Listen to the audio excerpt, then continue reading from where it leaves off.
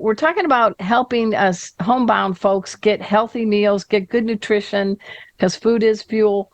But you got a tail wagger or a purr machine also hoping to get something to eat. And Tom, you were just starting to talk about what Senior Solutions is doing with the pet aspect.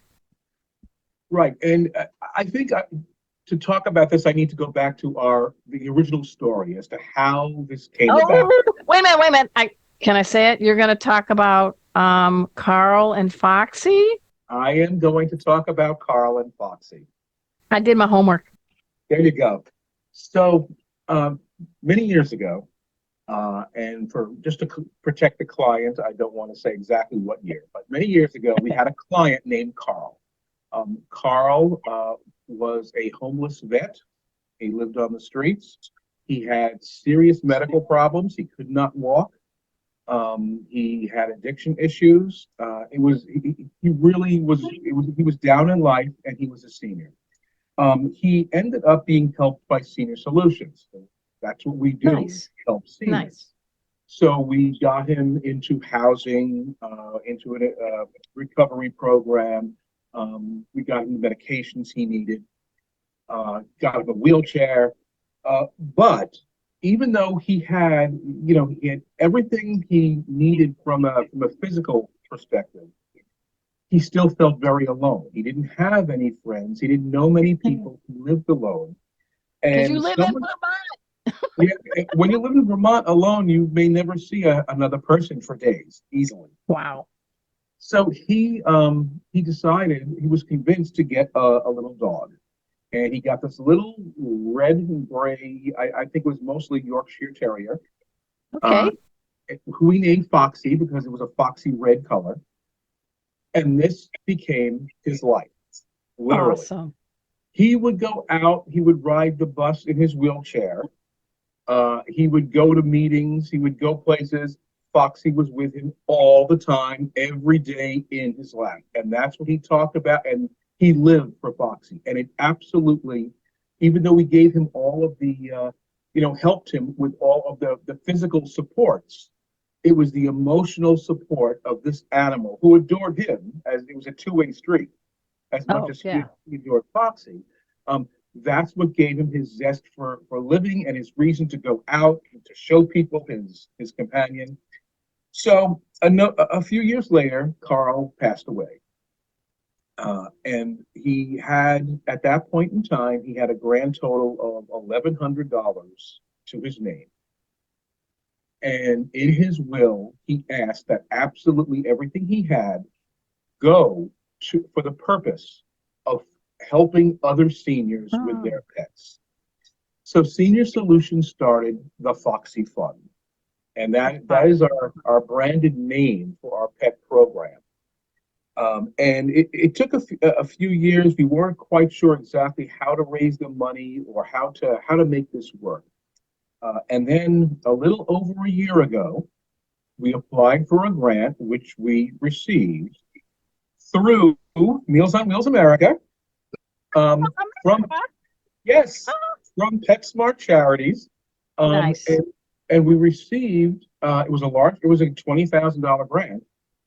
And we launched a big program, and we started purchasing cat and dog food and some bird seed and some rabbit bedding. And we began offering monthly deliveries of food to our clients who were on Meals on Wheels, because we had the network of drivers in place for Meals on Wheels. It just made sense. So at Senior Solutions, we purchased the food, we broke it down into manageable size bags, and then brought it to the meal centers, and the delivery drivers have been carrying it ever since. It took us a year to cover our entire territory as we worked out the kinks.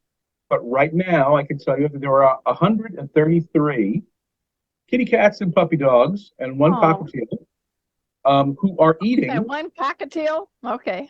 Just one cockatiel, who are eating on a regular basis because their humans are getting food for them. And I've heard so many horror stories of seniors who are not getting pet food, and they've been giving their own food to their pets, and it's just really heartbreaking.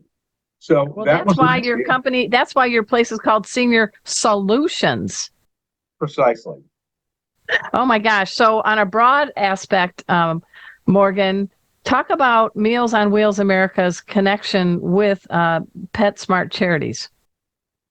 Yeah, I want to quickly give a huge kudos to Tom because I've been working and kind of learning about the work that they've been doing over the last year, and it's just been tremendous. I mean, 133 pets within their first year, year and a half is incredible. So, awesome job, Tom. You guys are phenomenal. But yes, And I know that the dogs, the cats, and the single cockatiel are also singing your praises. 100%.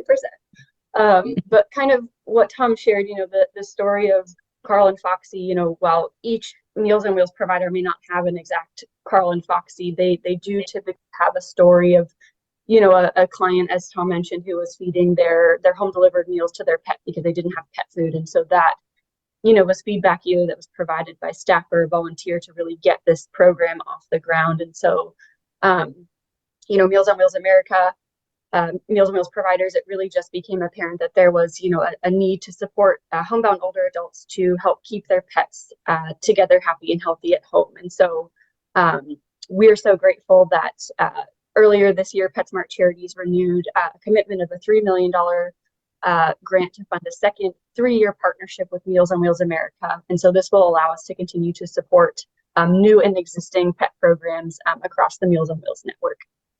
You said at the beginning, I believe you had about 5,000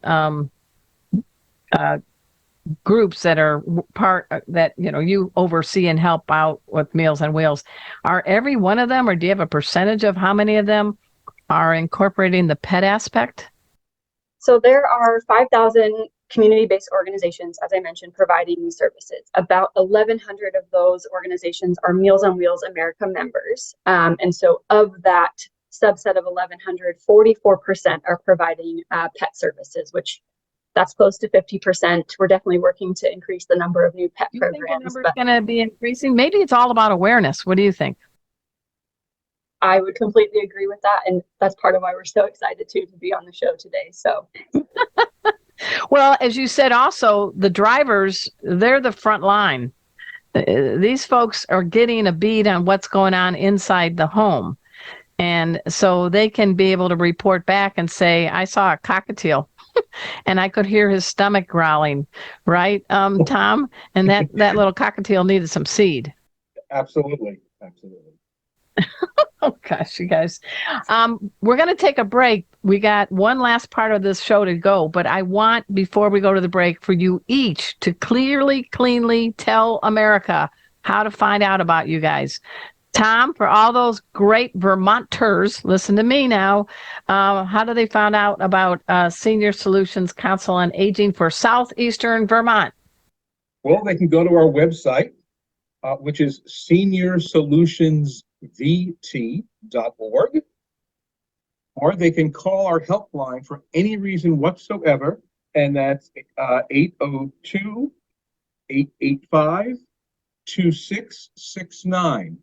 And I want to make it very clear that you don't have to be in Vermont. You might be living in New York or Philly or Miami, but your mom or dad are in Vermont.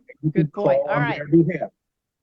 And quickly before the break, Morgan, how do we connect with Meals on Wheels America? It's the world's longest URL. Well, if you're interested in general information, which does include information about pet assistance services, you can just go to mealsonwheelsamerica.org. If you're interested in finding that Find Meals search, you can just go to mealsonwheelsamerica.org/find-meals.